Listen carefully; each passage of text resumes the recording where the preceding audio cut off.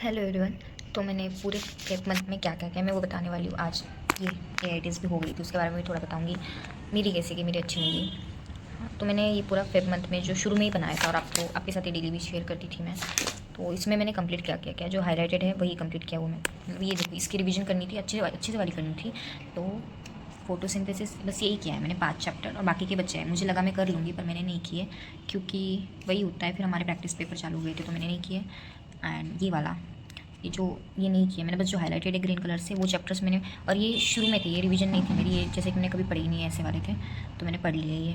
इसकी question practice भी कर ली थी।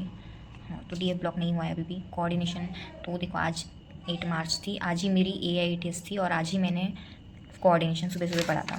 बाकी ये था ही तो ये वाला है। हाँ, जाने दो अभी, ये छोड़े। अभी आते हैं पेपर के ऊपर। मेरा पेपर बिल्कुल अच्छा नहीं, और आपके पेपर में भी ऐसा कुछ था क्या, ये बता देना। ये क्या था, मिसिंग वाला पार्ट था केमिस्ट्री में मुझे पर्सनली। ये वाला ऐसा मिसिंग था जिसको हमें पढ़ना था, और हमें टाइम इसमें दिया ही नहीं इन लोगों ने। 10 मिनट इसमें चले गए और पेपर भी जल्दी ले लिया, और हमें बोला गया था कि नहीं आपको 10 मिनट एक्स्ट्रा मिलेंगे, पर उन्होंने लास्ट में नहीं दिए। मेरी पूरी जब जूलॉजी की बबलिंग बची थी तब वो बोल रहे बस 2 मिनट बचे हैं, और टाइमिंग था 10 मिनट। मतलब क्या ही बोलूँ मैंने जल्दी जल्दी में किए। मुझे जो देखने थे, मैंने जो दो दो टिक लगा के रखी थी वो भी मैंने नहीं देखे। मेरा ओवरऑल पेपर नहीं अच्छा गया। मतलब देखो, फिज़िक्स का गया है, हर बार से तो अच्छा ही गया है फिज़िक्स का। बायोलॉजी का मुझे ऐसा क्यों लग रहा था, क्या पता, मुझे ऐसा लग रहा था सभी ऑप्शन पढ़े ना, सब कुछ लग रहा था मैंने सब कुछ पढ़ा हुआ है, पर मेरा नहीं अच्छा गया, शायद नहीं गया। मतलब जब तक रिजल्ट नहीं आता वगैरह तो मैं बता ही नहीं सकती यार कन्फर्मली कि मेरा कैसा गया। तो मैं बहुत से ऐसा था ऑप्शन में कन्फ्यूज़ हो रही थी, इसमें भी मैं कन्फ्यूज़ हो रही थी। और क्या बताऊँ, जूलॉजी के थोड़े ये वाले कुछ क्वेश्चन, इसका मैं ये वाला ऑप्शन टिक करके आई हूँ 143 का। कहाँ गया, हाँ ये मुझे पता नहीं है। ऑटो इम्यून डिसीज़, ये आर्थ्राइटिस है ये मुझे पता है, बट मायस्थेनिया ग्रेविस ये नहीं है शायद। मैं पता नहीं, मैं फर्स्ट करके आ गई। और आज मैं बहुत थक चुकी थी, मैं खाना भी खा के नहीं गई थी, तो हाँ मतलब मुझे एक सीख मिली है कि खाना खाना है, खाना खा के जाना है, अच्छी नींद लेके जाना है पेपर के लिए, कोई सा भी पेपर हो। और दूसरी चीज़ कि ये जो क्वेश्चंस हैं अच्छे हैं, ऐसे लग रहा था यार सब पढ़ा है इसमें मुझे। तो इसका मैं लास्ट बार इसका मैं ऑप्शन 4 करके आ गई हूँ। हाँ 4 की हो गई इसका। मैंने इतने अच्छे से नहीं पढ़ा था। मैं इवोल्यूशन में चार्ट वगैरह करके नहीं गई थी, बाकी मैंने पढ़ लिया था। मैं MBI पढ़ के गई थी अच्छे से, बट क्वेश्चन प्रैक्टिस नहीं की थी। बाकी मैंने माइक्रोब्स की क्वेश्चन प्रैक्टिस भी की थी, तो उसका मुझे ज़्यादा नहीं लगा। और केमिस्ट्री तो मैंने छोड़ी, दो केमिस्ट्री का बस अमाइन वाला पार्ट की हुई मैंने।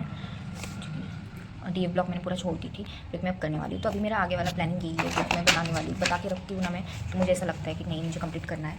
तो यही है, देखो ये चैप्टर्स मैंने दो लिखे हैं, दो तीन में।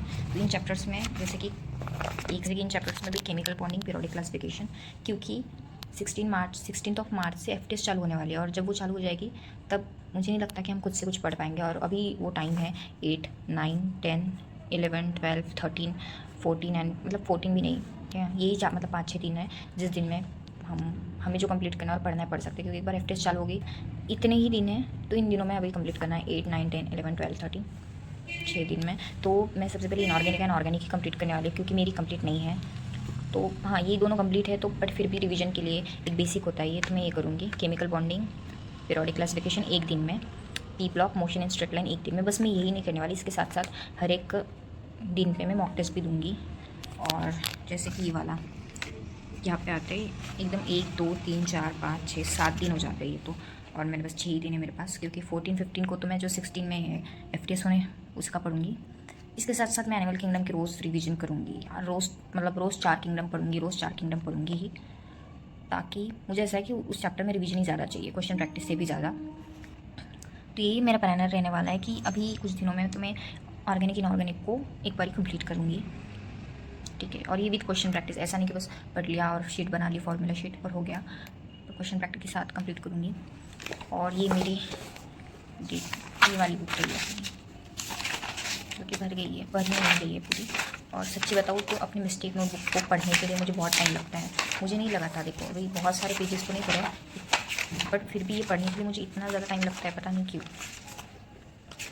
क्योंकि हमारे मिस्टेक हुई रहते हैं। और मैं अगर ऐसे ही पढ़ लूँ ना तो नहीं, मुझे लिख के पढ़ना होता है, ठीक है।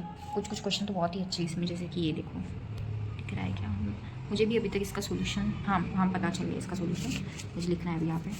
ये वाला क्वेश्चन देखो, ये वाला ऐसे वाले क्वेश्चन मुझे समझ में नहीं आते। आज भी ये क्वेश्चन आया था AITS में, ऐसे ही कुछ आया था, ये नहीं आया था, लेकिन मुझे समझ में आता है। और देखो मैं क्या करती हूँ, मिस्टेक कॉपी में भी ऐसा लिख के छोड़ दे रही हूँ, तो अभी नहीं है मुझे इसको कुछ मैं सोचा था मैं सर को पूछूंगी, बट मुझे सर मिल ही नहीं रहे थे 2-3 दिनों से, तो मेरे ये डाउट ही रह गए। और ऐसे ही कुछ क्वेश्चन आया था आज भी AITS में, वो भी मेरा रह गया। तो बस मेरा आगे का प्लान ये रहने वाला है कि मैं अभी